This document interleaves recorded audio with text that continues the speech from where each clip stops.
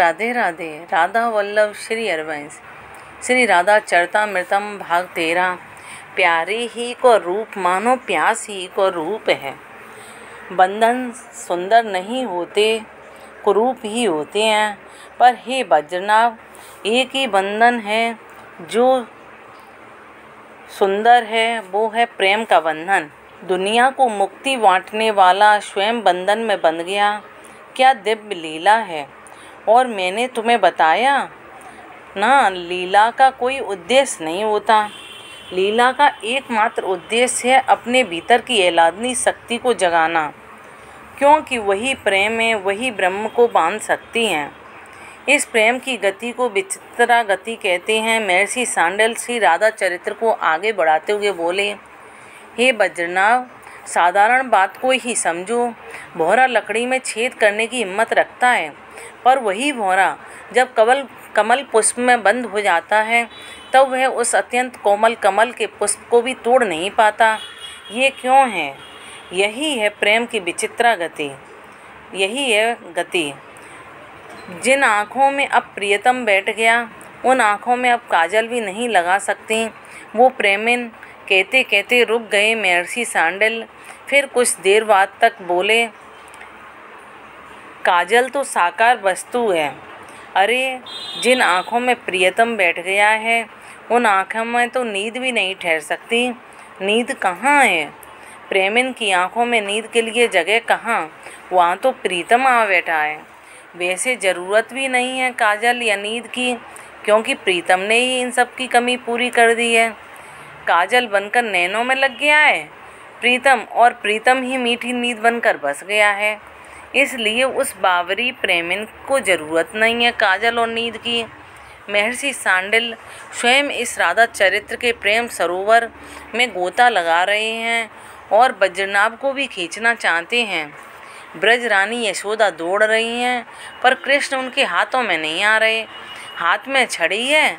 मैं तुझे छोड़ूंगी नहीं, मैं तुझे आज पीट कर ही रहूँगी।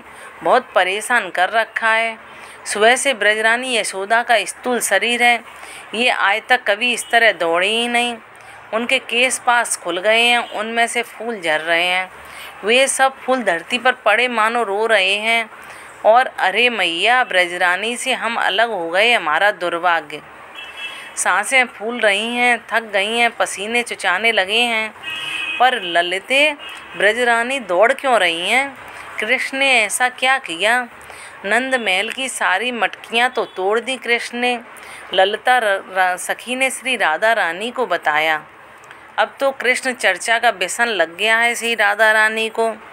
जब से कृष्ण नाम सुना है और चित्रा सखी के द्वारा बने चित्र के मनोहारी चित्र के दर्शन किए हैं, बस कृष्ण के बारे में ही सुनना चाहती हैं। और सुनाने वाली है ललिता सखी। ये अष्ट सखियों में प्रमुख हैं। ये कभी श्री राधा को अकेली छोड़ती ही नहीं हैं। ये वीणा बहुत सुंदर बजाती हैं और संगीत के रागों में इन्हें भैरव राग बड़ा ही प्रिय लगता है। ये कृष्ण लीला वीणा में गाकर सुनाती रहती हैं श्री राधा को। बरसाने क्षेत्र अंतर्गत ही गोवर्धन, वृंदावन, नंदगांव इत्यादि आते हैं। इनके अधिपति ब्रजवान जी ही हैं। वृंदावन विशुद्ध वन था, गोचर भूमि थी। वहाँ ना कोई महल था, ना वहाँ कोई लोग रहते थे। प्रकृति ने अपनी संपूर्ण सुंदरता इसी वन को दे दी थी। बरसाने से नौका लेकर अपनी सखियों के साथ श्री राधा रानी अब नित्य वृंदावन आने लगीं और यहाँ खेलती, फूल बीनती, मोर का नृत्य देखती। फिर उन्हीं मोर की नकल करते हुए नाचती, कोयल से गायन में स्पर्धा करती। पर कहाँ श्री राधा और कहाँ ये कोयली। चुप कोयली को ही होना पड़ता। तोता को अनार के दाने खिलाती। पर जब कृष्ण नाम आते ही तुम सब सखियाँ फूल बीनो, मैं थोड़ा नौका में बैठती हूँ। एकांत में ऐसा कहते हुए नौका में बैठने के लिए चली जाती। पर जाते जाते नील कमल का एक पुष्प तोड़ते हुए ले जाती और उस पुष्प को अपने कपोल में छुआते हुए कृष्ण की भावना में खो जाती। राधे राधे श्री जी लाडली दूर से ही एक सुंदर से हंस को पकड़ कर ले आई थी। ललिता सखी और पुकारते हुए आ रही थीं। आजा यहीं आ, श्री राधा ने भी बुला लिया। हंस को श्री राधा रानी की गोद में देकर बैठ गईं ललिता सखी। ललिते, मन उदास है, श्री राधा रानी ने कहा। पर क्यों प्यारी, क्या देखो, क्या हुआ? देखो प्यारी, कितना सुंदर वन है, ये वृंदावन है, और आपको तो प्रिय है ना ये वन? हाँ प्रिय तो है, पर इस वन में एक कमी है, इसलिए कुछ अधूरा सा लगता है। अरे ललिते, कितना अच्छा होता ना कि वे गोकुल से यहाँ वृंदावन आ जाते और हम हंस को चूम लिया। श्री राधा रानी ने ये कहते हुए ललिता हंसी, पर कुछ बोली नहीं। सुन, तू बीड़ा नहीं लाई आज? लाई हूँ ना, यहीं नौका में है, सुनाऊँ मैं आपको कुछ? नहीं, रहने दे, श्री राधा रानी ने मना कर दिया। आपने अभी तक देखा नहीं है कृष्ण को, तब ये दशा है आपकी, अगर आप देख लेंगी तब। ललिता जी बोली, मैं नहीं देख पाऊंगी उन्हें, मेरी धड़कनें रुक जाएंगी। कुछ देर तक कोई नहीं बोला, न श्री राधा रानी न ललिता सखी। पर घड़ी भर बाद ही, ललिते सुनना, तू मुझे गोकुल में अभी क्या हो रहा है ये बता दे। मैं कैसे बता सकती हूँ? हो आऊँ प्यारी, आप कहो तो। ललिता सखी हंसते हुए बोली, नौका है मेरे पास और मैं घड़ी भर में ही पहुँच जाऊँगी गोकुल।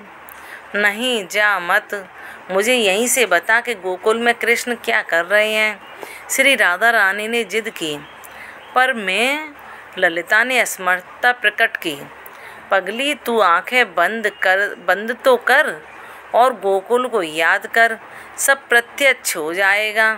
देख, आंखें बंद करके एकाग्र कर मन को गोकुल में। श्री राधा रानी ने ललिता को समझाया। हे बज्रनाभ, ये तो छोटे मोटे सिद्धि वाले लोग भी कर सकते हैं, पर ये तो ललिता इत्यादि तो सिद्धिदात्री हैं, सबको सिद्धि प्रदान करने वाली हैं, और वैसे भी प्रेमी अपने आप में महासिद्ध होते हैं। महर्षि सांडिल्य ने बज्रनाभ को समझाया और कहने लगे। ललिता सखी ने अपनी आंखें बंद की, तभी गोकुल गांव हृदय में प्रकट हो गया। ललिता अंतर चक्षु से गोकुल की लीला देखकर श्री राधा रानी को बताने लगी थी। कृष्ण घूम जाते हैं, ब्रजेश्वरी यशोदा पीछे भाग रही हैं। कृष्ण गोल गोल घूमते जाते हैं, टेढ़े मेढ़े भागते हैं। अब चपल कृष्ण के पद जितनी तेजी से दौड़ सकते हैं, उनकी तुलना में ब्रजेश्वरी यशोदा वो तो थोड़ी स्थूलकाय भी हैं। थक गईं, पसीने पसीने हो गईं, सांसें चलने लगीं जोर जोर से। पीछे मुड़कर देखा अपनी मैया यशोदा को। ओह, दया आ गई नंदनंदन को, मेरी मैया थक गई है। खड़े हो गए कृष्ण। ब्रजेश्वरी यशोदा ने देखा, धीरे धीरे पकड़ने के लिए चले। उन्हें लग रहा था कि ये मुझे छल कर फिर भाग जाएगा। नहीं, पकड़ लिया कृष्ण को। श्री राधा सुन रही हैं, हे बज्रनाभ, ललिता सखी सुना रही हैं। जो देख रही हैं वो वही बता रही हैं। इधर देखा ना, उधर एक जोर से थप्पड़ जड़ दिया गाल में कृष्ण के।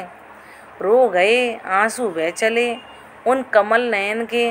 पर ब्रजरानी ऐसे कैसे मानती? आज उपद्रव भी तो कम नहीं मचाया था कृष्ण ने। हाथ पकड़कर ले गई भीतर, ऊखल के पास खड़ा कर दिया। पिटाई कर तो दी, अब तो छोड़ दो ब्रजरानी कृष्ण को। गोपियों ने कहना शुरू कर दिया था, क्योंकि रोते हुए कृष्ण को देखे नहीं जा रहे थे उन गोकुल की गोपियों से। जाओ यहाँ से और रस्सी लेकर आओ, क्रोध में हैं आज यशोदा रानी। गोपियाँ दौड़ी, रस्सी लाईं, बांधने का प्रयास करने लगीं। कृष्ण को यशोदा पर ये क्या, रस्सी 2 अंगुल कम पड़ गई। बड़ी रस्सी लाओ ना, ब्रजरानी का क्रोध कम नहीं हो रहा। और रस्सियाँ लाई गईं, पर कृष्ण नहीं बंध रहे। आंखें बंद करके श्री राधा रानी ये प्रसंग सुन रही हैं, जो अभी घट रही है गोकुल में। और रस्सियाँ लाओ, ये जादू दिखा रहा है मुझे, अपनी मैया को जादू दिखाएगा। रोष में ही है यशोदा रानी।